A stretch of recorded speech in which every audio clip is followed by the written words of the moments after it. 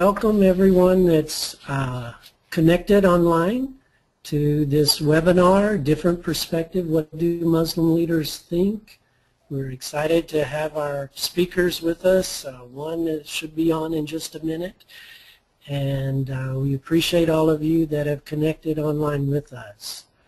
We think it'll be a great time, and I want to start with a prayer as we begin, okay? Let's pray. Father God, I thank you for this opportunity to come together online, all the technical possibilities we have these days. And Lord, we just appreciate it. We pray that you will just help each of us to better understand each other. And Lord, that you would just use the speakers to explain clearly to those connected what they believe and what they think, and just a better understanding of who Muslims are and what they believe. Lord, we just pray that we will continue to seek your face, and Lord, that you will just bless in everything that we do tonight. We love you and thank you and pray this in Jesus' holy name. Amen. Thank you. Okay, we're going to get started. We have 3 speakers tonight, and they're going to do a short presentation, and then hopefully we'll have time for questions at the end. Our first speaker is Iman Shah. He's a resident imam at the Mariam Islamic Center located in New Territory, Sugar Land, Texas. He completed the memorization of the Quran when he was 12 years old. He went on to pursue an extensive 4-year Islamic studies course, and he also holds a bachelor's degree from the University of Houston. Iman Shah has pioneered many programs in Houston for the youth as well as families. He has also represented Islam at various forums and is married and lives in Sugar Land, Texas with his wife. Imam, welcome tonight to our webinar, and we look forward to hearing from you. Thank you. Thank you so much. I hope you can hear me clearly. It's very good. All right. Allow me to speak on the topic, being Muslim in America.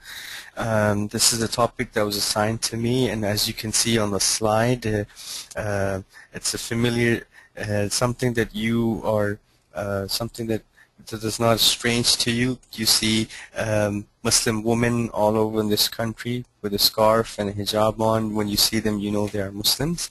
First and foremost, I want to appreciate Reverend Butch and Neil Green for this opportunity, and I appreciate all the attendees participating on this webinar. Thank you for this opportunity, for allowing us to explain ourselves and to do this presentation. I hope that this can bridge gaps within our community. I am the Imam at Mariam Islamic Center, and the topic is being Muslim in America, and Mr. Butch has only given us 8 minutes, which is kind of injustice, but it's okay. We try to manage. If you can move on to the next slide so I can move on to the content right away. And as you can see, I've only put down three points, and I'm just going to talk briefly about these 3 points.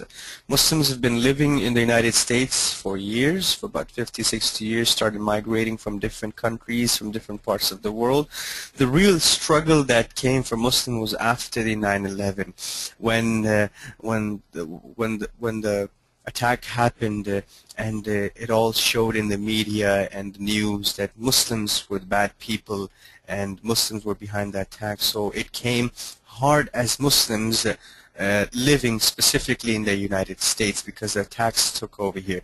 There were some hate crimes, there were some issues, there were some difficulties, not just in terms of families or individuals, but even centers or organizations. Now that is due to not knowing or not understanding the Islamic faith or Muslims in the United States. But as I was saying previously, this also gave us the opportunity for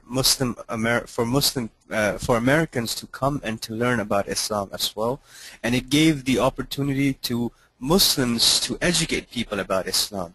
So all they heard was bad things about Islam, and Islam is this, is about jihad and terrorism and this and that. So let me clarify some of the few things about Islam and Muslims, that we live in the United States of America, and we are a peaceful nation. We are very peaceful people. We love this country. We enjoy each and every moment living here with our children. Our children are born in this country, and our children are being raised in this country, and the future of our children, our future, is within this country. So the struggles were there, but the picture that the media or the news shows about Muslim, that is not the true Muslims. That is not who we are. And that is not Islam as well. That's not who we are for sure, but that is not the teaching of Islam as well. People, usually what happens is people do something and they try to use Islam or religion as a shield for their faults or for their actions. And this is what's been happening all over Middle East and different parts of the world, that they happen to be Muslims. Anyone can commit a crime. If he happens to be Christian, doesn't mean that the entire religion of Christianity is bad. Anyone can commit a crime. Doesn't mean that their whole culture or their whole country or their whole religion is bad. So similar is the case. You have to understand Muslims, and you have to understand the teachings of Islam. The teachings of Islam does not tell us anything about being terrorists or taking things in our own hand. So the media kind of showed a bad picture, and it wasn't the fault of people living here. That was the case. So that's what happened with Muslims. Had some difficulties, but it gave us the opportunity. People started asking about Islam. For instance, I'm Imam at Maryam Islamic Center, and I've joined here 1.5 years ago. And in this 1.5 years, about 15 to 20 interfaith groups from different church, different organizations, high school, middle school students, they came and asked about Islam. And it allowed us, it gave us the opportunity to teach them the proper values and what Islam really is. So that was, it was good in a way, and it was bad in a way as well, but I think it was more, it gave us the opportunity to fully explain itself. Just as you can see, this webinar is also a great opportunity for us. And the next point is the opportunity to succeed along with religious freedom. Being Muslim in America, this is one thing that we cherish the most, that we can practice our religion as long and at the same time succeed. Now, in many countries, many people don't have this religious freedom. You can see that Muslims wear a scarf, they wear a beard, but they are not deprived of anything. They can work, they can do whatever they want, they can go to school, to a point that Muslims have made organizations. They are freely and openly allowed to even make centers and organizations. So this is something that is really good for Muslims in the United States, and we appreciate living in the United States of America, and we are part of the system. The last point that I want to cover today is living in U.S. has broadened the minds of Muslims as well. I think that the children who are growing or who are being raised in this country, since this country has the right of religious freedom, the right to express yourself, the right to speech, or to do whatever you want, it allows us to question about our faith. And when you question about something, then you learn about, then you are educated about something. So this is something that I've seen in Muslims in the United States and Muslims in other parts of the world, is that the Muslims are more practicing in the United States of America, because when they question the religion, when they question, then they learn about it. When they learn about it, then their mind opens as well. And when you see a sister or a woman wearing a hijab, especially in the United States, you should know this very clearly, that this is something that she is not being forced to do. This is something that she chooses to do.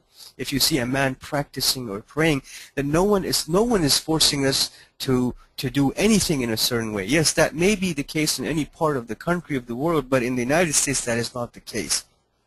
So this is a country that has also changed our mentality and our mind and our thinking, living in this country with different faith, with different cultures, learning about their religion, learning about their faith, and teaching them about faith is a great opportunity. And I think that Muslims are very peaceful people, and I'm pretty sure that Muslims are living in the system. You can find Muslim in every neighborhood, in hospitals and work and colleagues.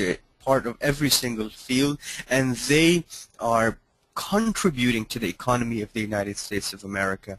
And we benefit and we appreciate what this land has to offer, and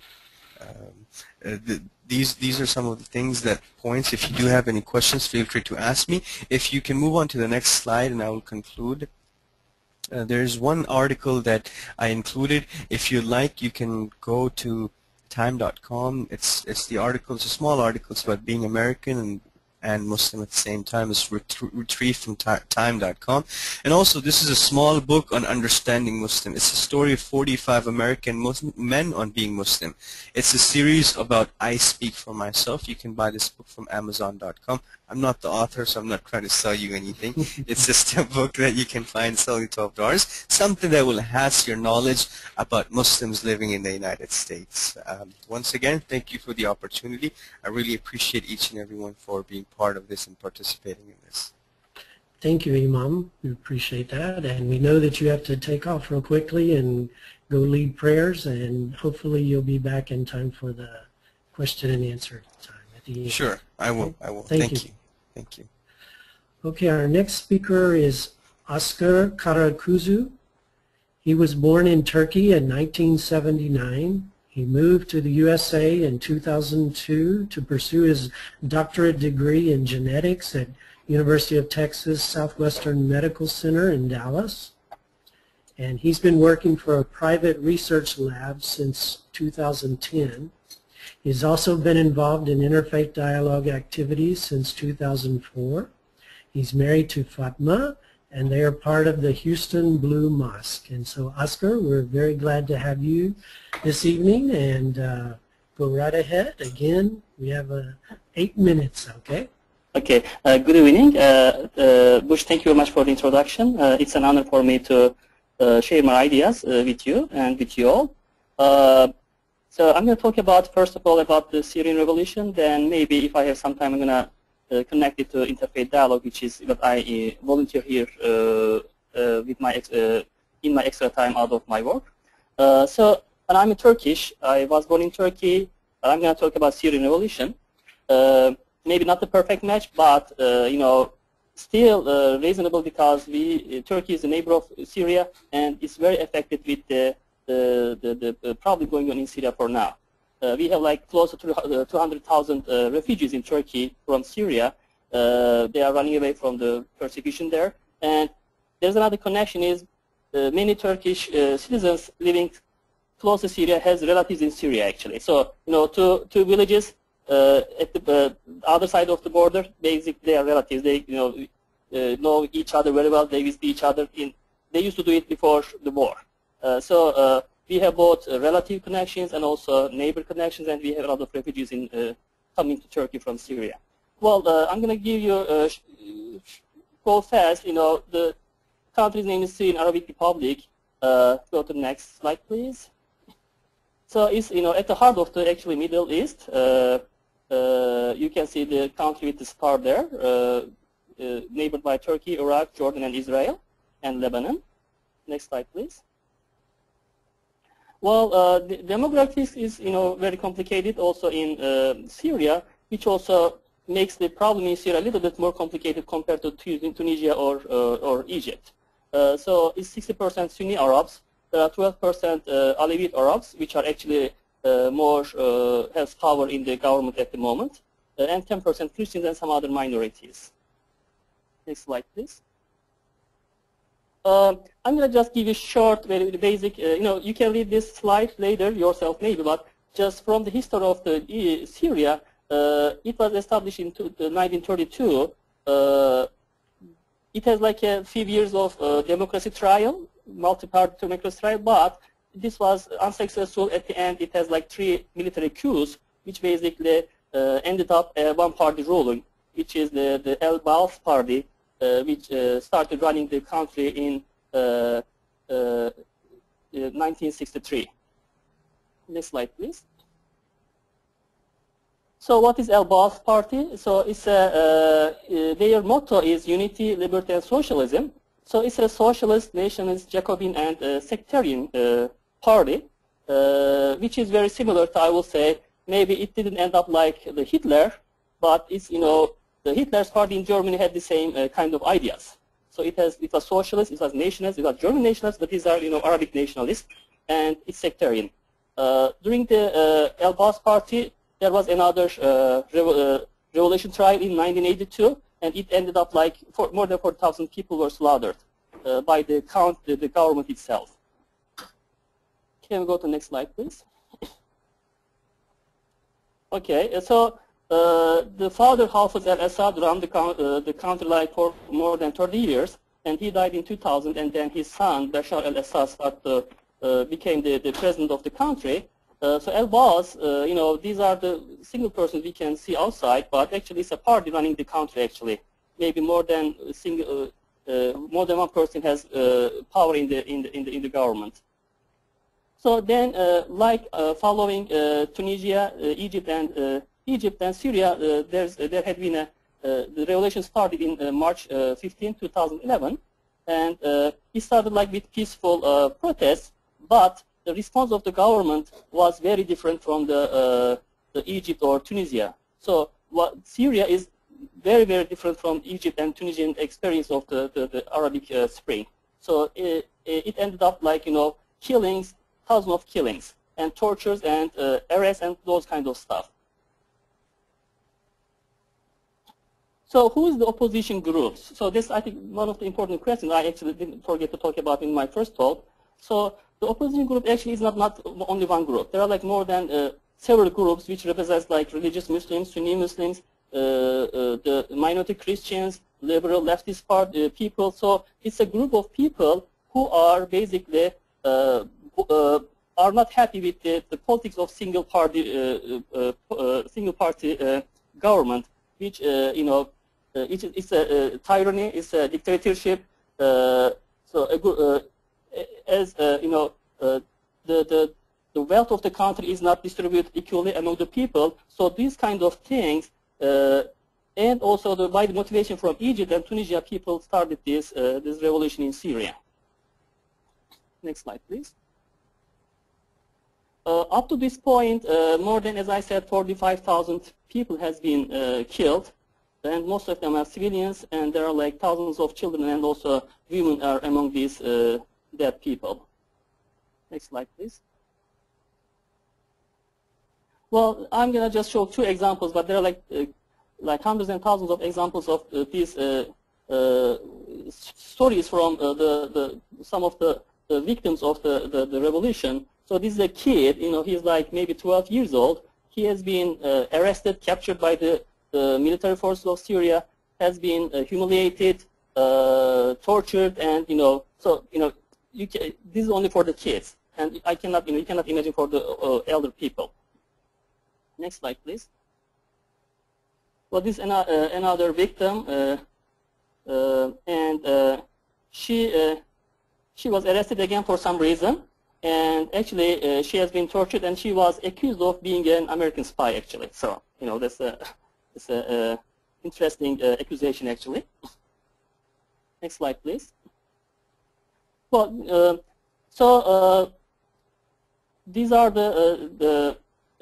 as I said, 45,000 people are dead. But in addition to this, now there are like close to 500,000 people are refugees to the neighboring countries. So they left their homes, living in tents or prefabric homes away from their homes. In Turkey, we have like close to 200,000. In Jordan, I think a little bit more than that, and some in Iraq and Lebanon. And these people are basically waiting for the war to be over. Next slide, please. This is a picture from two camps from Turkey. And you can see Angelina Jolie. She also visited these camps last year as the ambassador of the United Nations. And the people are okay here. They don't have like a horrible life. They have 3 times a day meal. They have like a place they can live.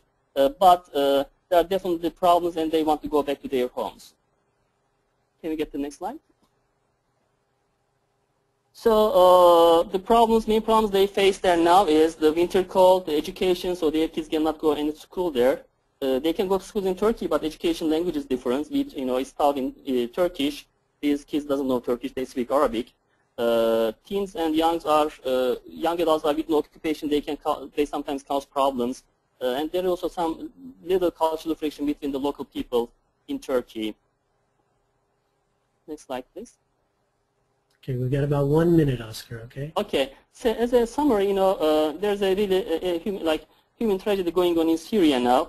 There are like multiple parameters of this war compared to the other Arab Spring revolutions, like in Egypt and Syria, in Tunisia, because international interference is not possible, because there's also different countries supporting the Assad government and other countries supporting the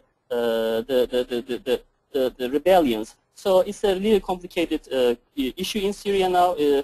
So I think the countries should be very careful about what they are doing. People should be careful in Syria what they are doing. And after the war is over, it's also important how Syrians are going to decide the fate of their country. As I said, there are like many different religious and ethnic backgrounds living in Syria, and I'm going to point to the point there. What I am really interested in here is interfaith dialogue.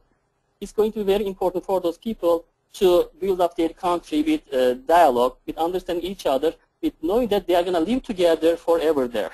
So there's no way they can get rid of each other. So they need to learn living together, sharing their resources together. So I think that's the point comes where the importance of the dialogue is. You can win a war, but winning a war doesn't make you successful.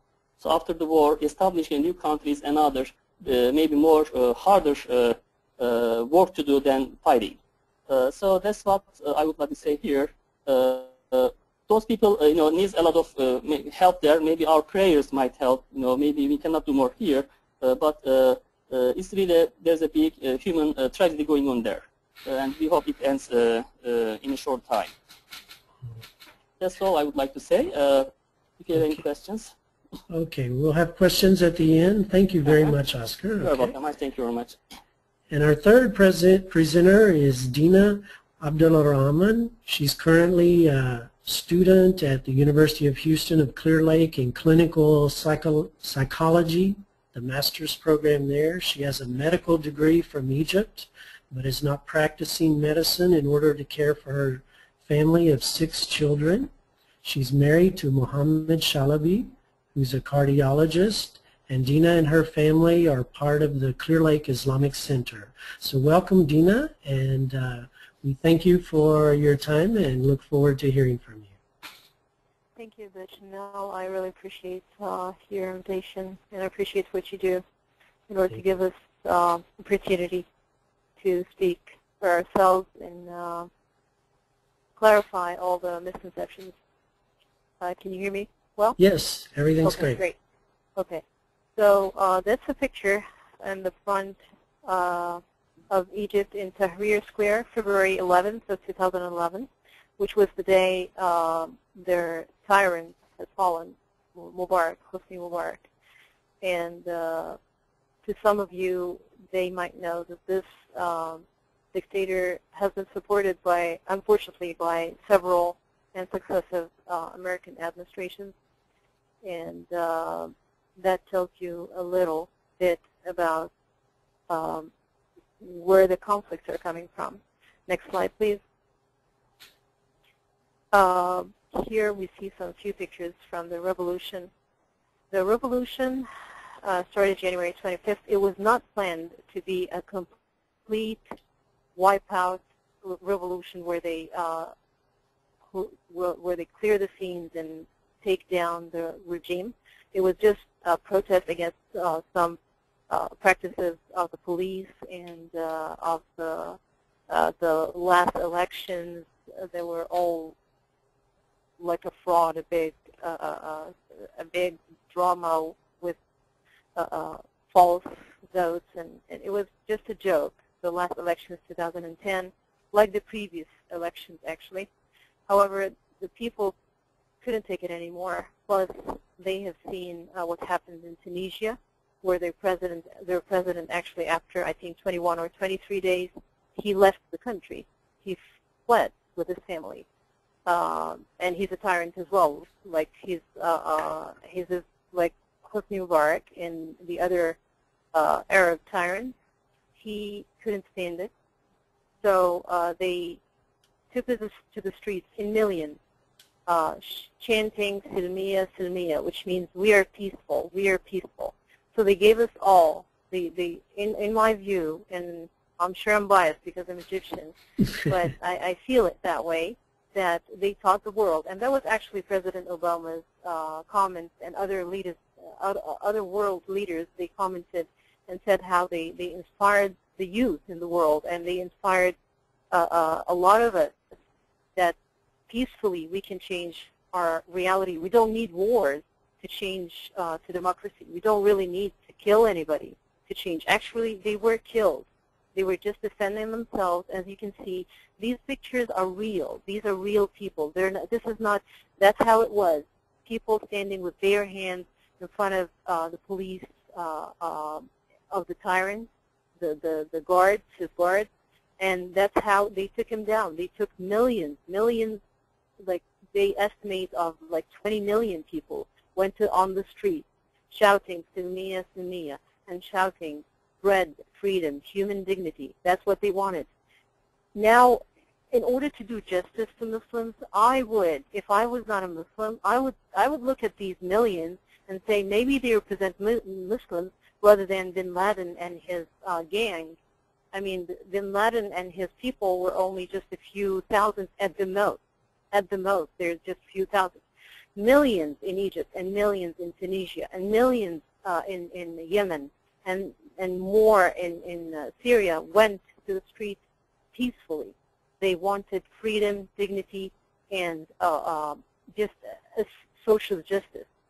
So that tells us part of the story also. I know many of us here in the States, unfortunately, are not, you know, maybe well informed about such areas of the world, but it's good to just take a glimpse of what's happening there from someone, you know, who's interested, or from a non-biased source, if you wish, away from the biased media, the media outlets that might present the story in a distorted fashion. Next slide, please. This is a quote from President Obama and what he said about what happened in Egypt. And these are people in Wall Street and in Wisconsin, and how they were inspired by the Egyptian Revolution. That happened in other parts of the world. Actually, in Israel, they had similar slogans and similar pictures when they went to the streets after the Egyptian Revolution. Next slide. Just a quick list of reasons why. If you want to know why they did that, why they went to the streets, why now? Well, first of all, it's because of Tunisia. Tunisia happened, I believe, in the last week of 2010, and their president fled the country. He left the country with whatever he could take from his money and family in January 14th of 2011. So they gave the key to the Egyptians. They showed the Egyptians the way. They told them, they sent them the message that you can take down your tyrants peacefully. Because the people, guess what? I mean, weapons, the nation in Egypt, the people in Egypt are not weaponized. They're not armed. They don't use arms. They generally very, very peaceful. However, the Tunisian people did it the same way. They are peaceful as well. So they taught them the way. So Egyptians went to the street. From the second or the third day, they were chanting that the people want the regime to come down. الشعب يريد إسقاط النظام, which means that the people want the regime to go away. And they were chanting the very famous slogans were bread, freedom, human dignity, or bread, freedom, social justice. That's what they wanted. And just from a few sources I could gather how the economy in Egypt was soaring up. Actually, it was doing very well. If you look at the economy of the country, the gross development, it was going fine. However, the people are getting poorer and poorer, and the poverty was increasingly being more and more widespread. So it was 44% of Egyptians, as you can see, are in the range of extreme poverty, or near poor at least. Next slide, please. In the PEW Research Center, done in or published in May 2012, I used that a lot for my papers in UICL. You can see beautiful research there about Egypt after the revolution, and the figures here tell you actual story. I trust this source, and many people do, I know. If you go also and look in Yelp, you'll find similar figures. So 6 in 10 Egyptians wanted democracy, and they view democracy as the solution. So not as it was propagated. Muslims all over the world do not hate us, or as they say, they hate America because what it stands for or because of its values. Absolutely the opposite. Actually, millions of people went to the street chanting the exact same thing that you and us as Americans stand for: freedom and justice and social justice, freedom of speech, free press. These are the figures from the PEW Research Center. They're not just my opinion. We see here 64% for freedom of speech, 61% for freedom of free press, and so on, as you can see. Now we've got about 1 minute, okay?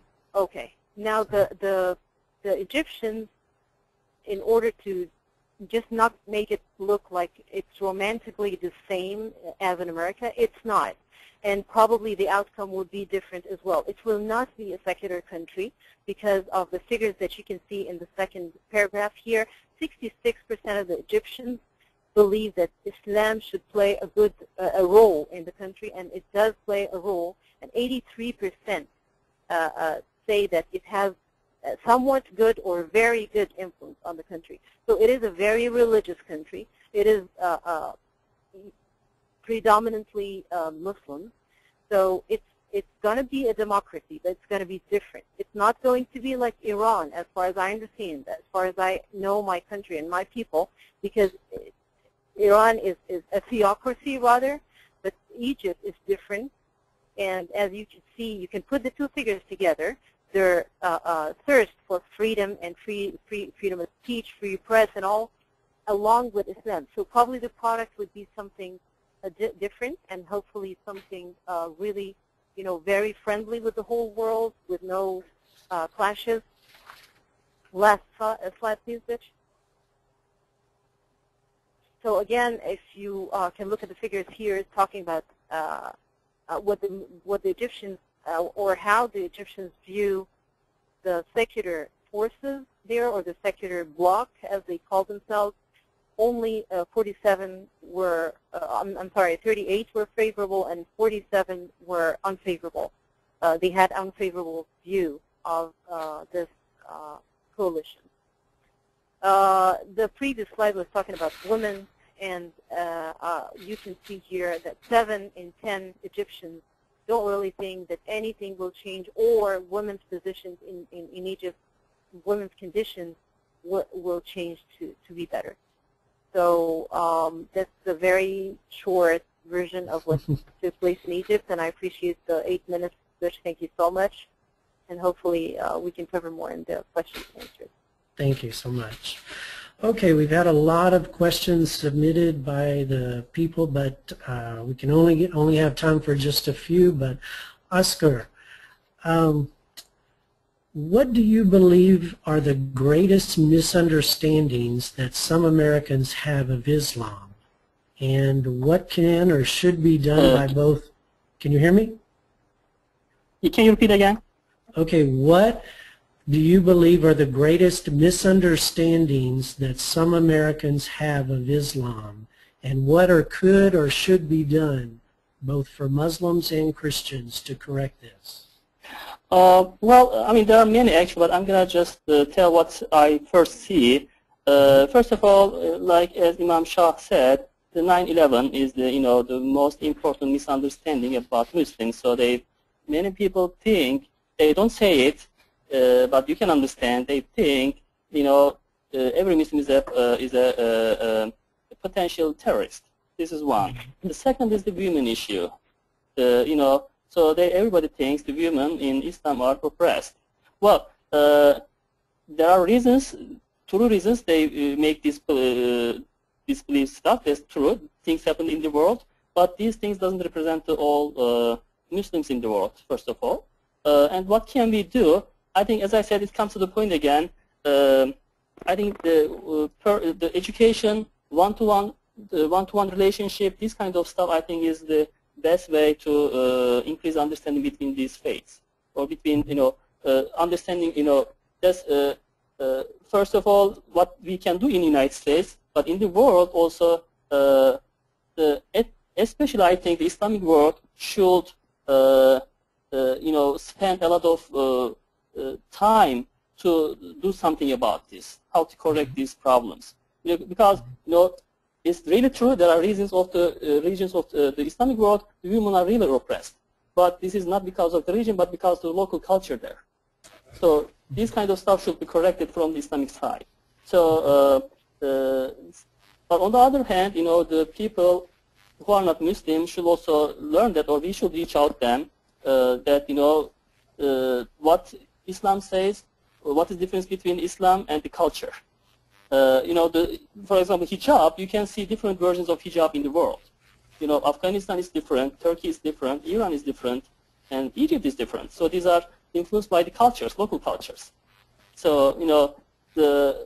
I think, as I said, this comes to the point that to understand people, first of all, you should not really listen to the media, but just directly ask to the people themselves. So what do you really believe? And that's what you are doing, actually, really great. Just giving us an opportunity for us to introduce ourselves to our Christian friends here, and do the same thing for the others, and vice versa. I think so. Dialogue and education is the key word to increase understanding between us and others. Okay, thank you very much. You're welcome. Iman Shah, welcome back. Thank you, thank you. And I have a question for you. There was a question that someone submitted. They said, we know that all Muslims are not terrorists, but at the same time, they're asking, why is there no outcry, or more of an outcry, from moderate Muslims when their radical brothers commit these acts of violence? Mm-hmm. Repeat the last portion again, please. Okay, they're wondering why are not more Muslim leaders, especially the moderate leaders, speaking out against the violence around the world? I don't think that is the case. Muslim leaders do speak out, but unfortunately, it doesn't come out in the media. Like, for instance, let me just talk about here in the United States, or the U.S. or Houston, in fact. In Houston, we have this organization called the Islamic Society of Greater Houston. This is particularly the biggest organization in Houston, and they are actively involved with the media whenever something like that happens in the Middle East or anywhere in the world, and they are the first one who are being contacted by the local news channels, and they make it very clear that this is not allowed Islam, and then we condemn this. Yes, it may not seem, because maybe the news does not cover that. Maybe the news is only covering covering things that the world, the bad things about a Muslim. I'm not just saying that the whole news is bad, but and also if you see the situation in Pakistan, if you see the situation in India, and if you see the situation all over the world, here in the United States, scholars do speak. They speak openly against it. If they see something wrong, they condemn it, and they see it openly. But in other parts of the world, even if moderate Muslims speak against it, they have their own lives to fear, because terrorists, pretty frankly, terrorists do not have any religion. They may call themselves Islam or Muslims, but they don't care about Islam. They don't care about Muslims. So if you speak about someone and say that, no, this man or there's not Islam or this is this, and they're representing, they fear their own life. This is one possible explanation that I can come of. But other than that, I think Muslims are speaking out, and if they are not, then perhaps they should, especially living in the United States. If you speak to scholars in the United States, because in this country we have freedom, and in this country we have safety and security. But believe me, the basic things that we enjoy living in this country, those things are not given as freely to individuals in other part of the world. So as I was saying, it is an opportunity, and we are grateful that we live in this land, and we are able to succeed as well as practice our religion freely as well. And this is something that we appreciate this land, and we are so proud of being part of this system, and we call this place our home. And Muslims are contributing to the society and to the economy. This is one possible explanation that I can say. Other than that, if they don't, then perhaps they should. I mean, as far as I know, I am. Okay. Thank you very much. Okay, Dina, today is declared the Religious Freedom Day in the United States. And as we talked about earlier, there's some that believe that in some of the Islamic countries that the minority religions are being persecuted, and they want to know, how can American Muslims speak out to that, or what is your view on persecution of the religious minority there? Again, I really feel that I want to start by saying that I appreciate living here as a minority. I feel I'm privileged to be a Muslim, and to be a Muslim living in the United States of America, where I believe the system or the rule of law protects me as a minority. And that's my wish for all minorities, including Christians and Copts in Egypt. And I feel it is the majority's responsibility to protect them and to protect their rights. That's what I believe in, and that's I think the opinion of the majority in Egypt. I don't think you'll find many people who would say, like what's happening in Burma, for example, these days, where they are saying that these Muslims should not be on the land. They are giving themselves the right to kill them, and you can research what's going on there in Burma, just because they're Muslims. This is absolutely not the case, but it will come down to what Iman Shah was just saying, which is the media. Unfortunately, the media covers what they want to cover, and the media portrays what the stories from their own perspective, using following a certain agenda. So I lived in Egypt for 23 years. I came here, I've been here for 16 years, and I believe that there isn't actually a true problem of persecution of Christians in Egypt. I think they are living peacefully as they have been, and I think things will get better. However, again, I believe it is the majority's responsibility to protect the rights, of Christian Egyptians. And I think things are not that bad as being portrayed, and I believe the true numbers, if you look at them, you'll find Muslims being persecuted in Egypt in the time of Mubarak more than Christians. Okay. Thank you very much. We have about 1 minute, so really we don't have time for any more questions, but I just want to take the time to thank each of our presenters and for sharing with us and encouraging us and letting us know more about who Muslims are and what they believe in situations around the world. I thank the people that connected and hope that you benefited from this time. You know, we we may have our differences as Christians and Muslims, but we're all here together. We're to live in peace, to love each other, and as our neighbors, we're together, and we have a lot in common, though, a lot in common. And so I appreciate all that you shared with us tonight.